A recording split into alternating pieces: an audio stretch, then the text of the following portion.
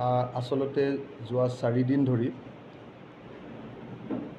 ৰাইজৰ দলৰ কেন্দ্ৰীয় কমিটিৰ কেইবাজনো বিষয়ববীয়াই আমি বানপীড়িত অঞ্চলত ঘূৰি থকাৰ কাৰণে বানপানী অঞ্চলত ঘূৰি থকাৰ কাৰণে অসমৰ বিভিন্ন বিষয়বিলাকৰ ওপৰত আমাৰ মতামতবিলাক ব্যক্ত কৰিবলৈ সুযোগ লাভ কৰা নাই। এই সময়খিনিত এটা ডাঙৰ ঘটনা হ'ল যোৱা 4 দিনত যে আমাৰ SDG যিটো ইণ্ডেক্স ভাৰতবৰ্ষৰ বিভিন্ন ৰাজ্যবিলাকৰ ছাষ্টেইনেবল ডেভেলপমেণ্ট গ'ল ইণ্ডেক্স সেই ইণ্ডেক্সৰ প্ৰতিবেদন নীতি আয়োগে প্ৰকাশ কৰিছে আৰু নীতি আয়োগৰ সেই প্ৰতিবেদনত অসমক ভাৰতবৰ্ষৰ 28খন ৰাজ্যৰ ভিতৰত 23 নম্বৰত স্থান দিছে। আজিৰ দিনটোত ভাৰতবৰ্ষৰ 28খন ৰাজ্যৰ ভিতৰত অসমৰ স্থান তলফালৰ পৰা 6 নম্বৰ। এইটো সাংঘাতিক ধৰণৰ দুৰ্ভাগ্যজনক ঘটনা যে অসমৰ মুখ্যমন্ত্ৰীয়ে অসমক ভাৰতবৰ্ষৰ শ্ৰেষ্ঠ ৰাজ্য কৰিম বুলি কৈছিলে। ভাৰতবৰ্ষৰ প্ৰধানমন্ত্ৰী নৰেন্দ্ৰ মোদীয়ে অসমক ভাৰতবৰ্ষৰ শ্ৰেষ্ঠ ৰাজ্য কৰিম বুলি কৈছিলে। কিন্তু আজিৰ দিনটোত অভাৰঅল পাৰফৰ্মেঞ্চ যেতিয়া চালে SDG গ'লত তেতিয়া দেখা গ'ল যে অসম ভাৰতবৰ্ষৰ ৰাজ্যবিলাকৰ ভিতৰত 28খন ৰাজ্যৰ ভিতৰত অসমৰ স্থান তলফালৰ পৰা 6 নম্বৰ, অৰ্থাৎ ওপৰৰ পৰা 23 নম্বৰতহে আমাৰ অসমৰ স্থান। তো অসমৰ মুখ্যমন্ত্ৰীয়ে ইমান দিন যিটো ব্যাপক প্ৰচাৰ কৰি আছিলে যে বিজেপিৰ শাসনকালত, এইটো সৰ্বানন্দ সোণোৱালেও প্ৰচাৰ কৰিছিলে, বিজেপিৰ শাসনকালত অসম ভাৰতৰ শ্ৰেষ্ঠ ৰাজ্য হ'ব। কিন্তু এতিয়া শ্ৰেষ্ঠ নহয়, তলফালৰ পৰা 6 নম্বৰ দুৰ্বল ৰাজ্য এতিয়া অসম। কিন্তু দুৰ্ভাগ্যৰ কথা, যি সময়ত ভাৰতৰ নীতি আয়োগে অৰ্থাৎ পৰিকল্পনা আয়োগে, পূৰ্বৰ পৰিকল্পনা আয়োগে, প্লেনিং কমিশ্যন যিখন পুৰণা আছিলে, বৰ্তমানৰ নীতি আয়োগে যি সময়ত অসম ভাৰতবৰ্ষৰ ৰাজ্যবিলাকৰ ভিতৰত তলফালৰ পৰা 6 নম্বৰ বুলি ক'লে, অৰ্থাৎ ওপৰৰ ফালৰ পৰা আমি 23 নম্বৰৰে ৰাজ্য, তলত 28খন ৰাজ্যৰ ভিতৰত আমি 23 নম্বৰৰ ৰাজ্য। সেই সময়ত কিন্তু ভাৰত চৰকাৰৰ তথ্য বিকৃত কৰি মিছা কথা কৈ অসমৰ মুখ্যমন্ত্ৰীজনে মিছা কথাৰ পিঠিত উঠি বাহ ল'বৰ কাৰণে এটা কাৰসাজি কৰাও আমি দেখিবলৈ পাইছোঁ। আজি অসমৰ মুখ্যমন্ত্ৰীজনে সাংঘাতিক ধৰণৰ কথা কৈ পেলালে, বোলে ভাৰতৰ আজিৰ দিনটোত ডেভেলপমেণ্ট ৰেট যিটো SDG যিটো ৰেট স্ক'ৰ যিমান, বোলে অসমৰো সিমানেই। অথচ একদম মিছা কথা যে ভাৰতবৰ্ষৰ আজিৰ দিনটোৰ এভাৰেজ যিটো স্ক'ৰ, সেই এভাৰেজ স্ক'ৰটো হ'ল 71, কিন্তু অসমৰ এভাৰেজ স্ক'ৰটো হ'ল আজিৰ দিনটোত 65। অৰ্থাৎ ভাৰতবৰ্ষৰ এভাৰেজ ৰাজ্যবিলাকৰকৈও অসমৰ অৱস্থা বেয়া। 1 নম্বৰখনতো 79, প্ৰায় 80% পাইছে তেওঁলোকে নম্বৰ। আমি পাইছোঁ 65%। 65%টো আকৌ গোটেই ভাৰতবৰ্ষৰ ৰাজ্যবিলাকে পোৱা নম্বৰটো হ'ল 71, 71%। যি সময়ত গোটেই ভাৰতবৰ্ষৰ একেবাৰে দুখীয়া ধনী চব ৰাজ্য মিলি এভাৰেজ বা গড়ে 71% নম্বৰ পাইছে, সেই সময়ত অসম যি ভাৰতবৰ্ষৰ শ্ৰেষ্ঠ ৰাজ্য হ'ব বুলি কৈছিলে, অসম ভাৰতবৰ্ষৰ আটাইতকৈ ধনী ৰাজ্য হ'ব বুলি কৈছিলে, সেই ৰাজ্যখনে আজিৰ দিনটোত নম্বৰ পাইছে মাত্ৰ 65। মই আকৌ কৈছোঁ যে ভাৰতবৰ্ষৰ ৰাজ্যবিলাকে নম্বৰ পাইছে সামগ্ৰিকভাৱে গড়ে 71, আৰু আমাৰ অসমে পাইছে 65, আৰু আটাইতকৈ বেছি নম্বৰ পোৱা উত্তৰাখণ্ডই পাইছে 79 বা 80। 79 মানে 80ৰ ওচৰা-ওচৰি, 79। গতিকে অসমৰ মুখ্যমন্ত্ৰীয়ে ভুৱা প্ৰচাৰ কৰি তেওঁৰ যিটো বাহ ল'ব খুজিছে তাক নিন্দা কৰিছোঁ। আৰু প্ৰকৃত অৰ্থত ৰাজ্যখনৰ উন্নয়নৰ কাৰণে কাম কৰিবৰ কাৰণে আমি অসমৰ মুখ্যমন্ত্ৰীক দাবী জনাইছোঁ। বিজেপিয়ে কথাই কথাই কয় যে অসমক শ্ৰেষ্ঠ ৰাজ্য কৰিম, কথাই কথাই কয় যে অসম 1 নম্বৰ ৰাজ্য হ'ব ভাৰতবৰ্ষৰ, কিন্তু আজিৰ দিনটোত 28খন ৰাজ্যৰ ভিতৰত অসম 23 নম্বৰ ৰাজ্য।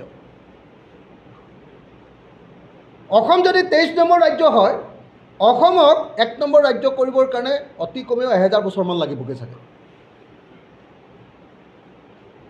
অথচ অসমৰ মুখ্যমন্ত্ৰীয়ে কৈছে যে সাংঘাতিক আমাৰ পাৰফৰ্মেঞ্চ ভাল হৈছে, একদম অসম ভাৰতবৰ্ষত এতিয়া দপদপাই আছে।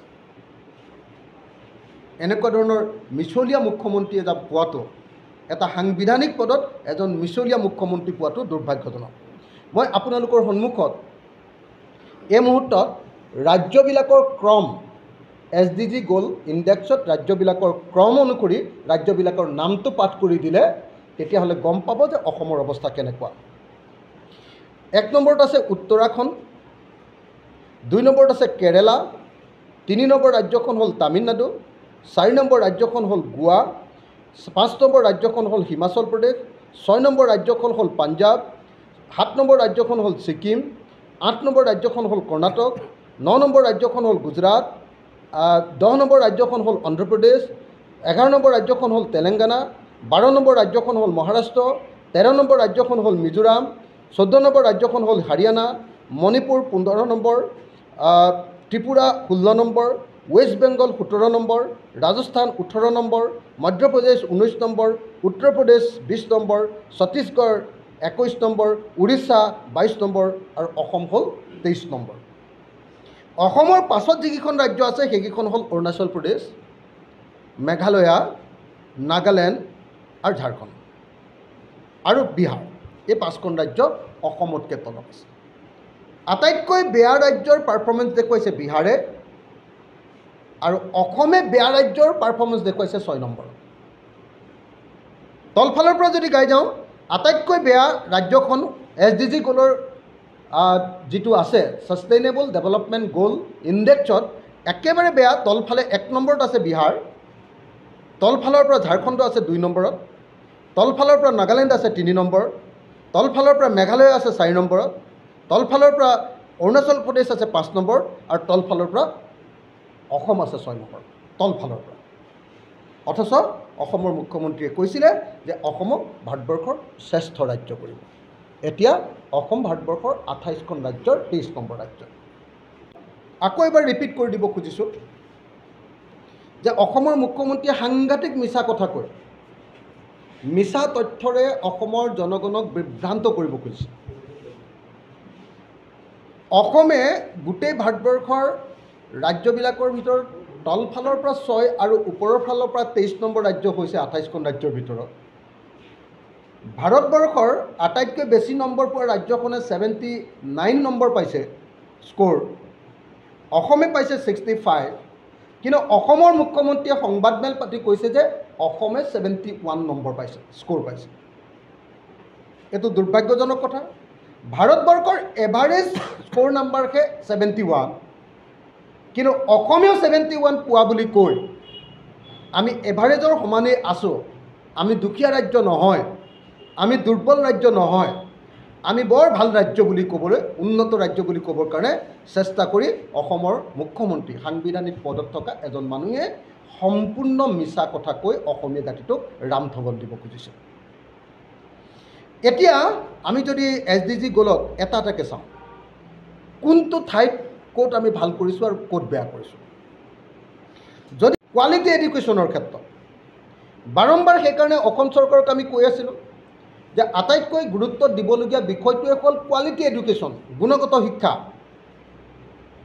যদি অসমৰ ভৱিষ্যত ভাল হ'ব লাগে, অসমীয়া জাতিৰ ভৱিষ্যত ভাল হ'ব লাগে, নতুন প্ৰজন্মৰ ভৱিষ্যত ভাল হ'ব লাগে, তেতিয়াহ'লে আটাইতকৈ ইম্পৰ্টেঞ্চ দিবলগীয়া বিষয়টো হ'ল গুণগত শিক্ষা। সেইকাৰণে অসম বিধানসভাত মই গুণগত শিক্ষা, কোৱালিটি এডুকেশ্যনৰ ওপৰত এখন বিলো আনিছোঁ। আপোনালোকে নিশ্চয় জানে, এখন বিল, এখন বিধেয়ক উত্থাপন কৰিছোঁ। এই অহাবাৰ বিধানসভাত মই উত্থাপন কৰা বিধেয়কখন দ্য আছাম কোৱালিটি এডুকেশ্যন বিল 2024খন আলোচনা হ'ব। তো কোৱালিটি এডুকেশ্যন নোহোৱাটো অসমৰ আটাইতকৈ দুৰ্ভাগ্যজনক ঘটনা। অসমৰ মুখ্যমন্ত্ৰী নিজে অসমৰ শিক্ষামন্ত্ৰী আছিলে দীৰ্ঘকালৰ, কিন্তু আজিৰ দিনটোত আমি তলফালৰ পৰা 4 নম্বৰ ৰাজ্য, আমি 25 নম্বৰ, ওপৰৰ ফালৰ পৰা 25 নম্বৰ ৰাজ্য কোৱালিটি এডুকেশ্যন। ক্ষুধা নিবাৰণ, জিৰ' হাংগাৰ, খাবলৈ পোৱা বা নোপোৱা বুলি যে আমি যাক কওঁ, ক্ষুধাৰ্ত মানুহৰ সংখ্যা কিমান, এই হিচাপটো যদি লওঁ তেতিয়াহ'লে গোটেই ভাৰতবৰ্ষৰ ভিতৰত আটাইতকৈ খাবলৈ নোপোৱাকৈ থকা ৰাজ্য ক্ষুধা পীড়িত,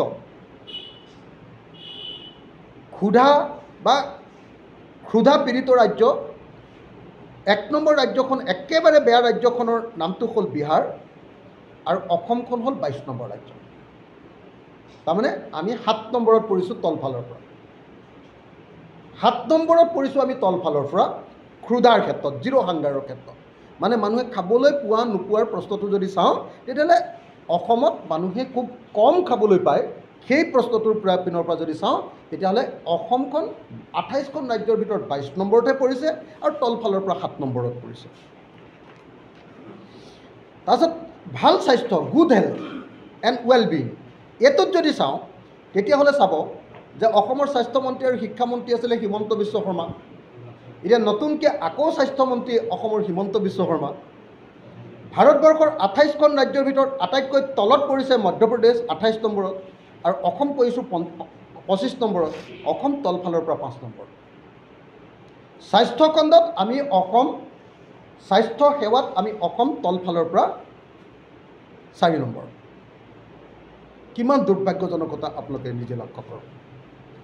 বিশুদ্ধ খোৱা পানী প্ৰদানৰ ক্ষেত্ৰত আৰু চেনিটেশ্যন বা স্বচ্ছতাৰ ক্ষেত্ৰত গোটেই ৰাজ্যবিলাকৰ ভিতৰত বিশুদ্ধ খোৱা পানী নোপোৱা ৰাজ্যখনৰ নাম ৰাজস্থান, এইটো তেওঁলোক 28 নম্বৰত পৰিছে, আৰু আমি 22 নম্বৰত পৰিছোঁ। আমি তলফালৰ পৰা 7 নম্বৰ, ওপৰৰ ফালৰ পৰা আমাৰ খোৱা পানী পোৱাৰ ক্ষেত্ৰত 22 নম্বৰ।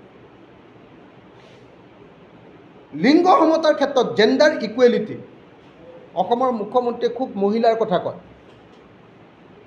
মহিলাৰ ওপৰত কৰা অত্যাচাৰৰ বিৰুদ্ধে তেওঁ ডাঙৰ ডাঙৰ ডায়লগ মাৰিব খোজে, কিন্তু দুৰ্ভাগ্যজনকভাৱে জেণ্ডাৰ ইকুৱেলিটিৰ ক্ষেত্ৰত যি সময়ত আমি দেখিছোঁ যে নাগালেণ্ডে 1 নম্বৰত লাভ কৰিছে, তাত মহিলাৰ মৰ্যাদা আছে নাগালেণ্ডত 1 নম্বৰ, আমি 25 নম্বৰত পৰিছোঁ।